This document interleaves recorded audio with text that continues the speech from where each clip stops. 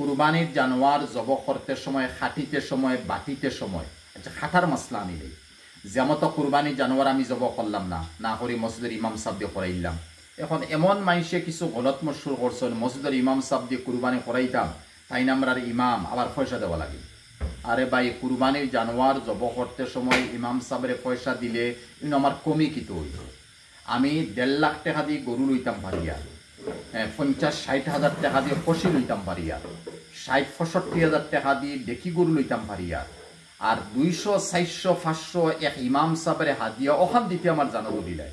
এর লাগিয়া দুনিয়ার লাইনে সবচেয়ে বড় মজলুম সম্প্রদায় যদি কেউ তখন আলিম মহল আসুন, ইমাম মহল আসুন।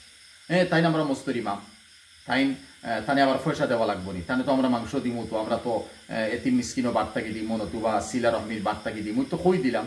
আরে ভাই, এক ইমামে জব করছেন, দেও না তুমি বেশ করি, ইমামরে খুশ করো।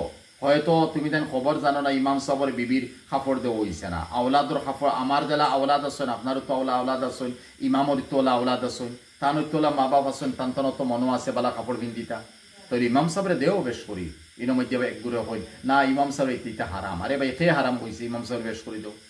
এখন দ্বিতীয় মাসলা, এখন ইমাম সাহেব তো ইয়া অন্য মানুষ দিয়ে আমরা খাটাইয়ার বাটাইয়ার হাড্ডি গুড্ডি গুড়সোনা করাইয়ার, এই মাংসরে যদি কুরবানির মাংস তাকে উজরত দেওয়া যায় তে হারাম হইব, জাইজ নাই।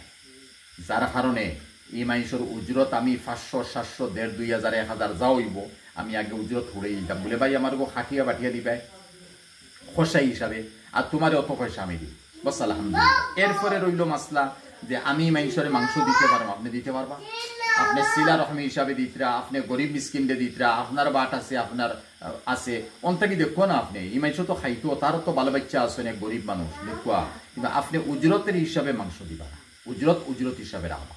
আবার কুরবানির জানোয়ার যেগুলো আমরা জবক করবো, এই জবক করার পরে বহুত ইস্টা দিলাম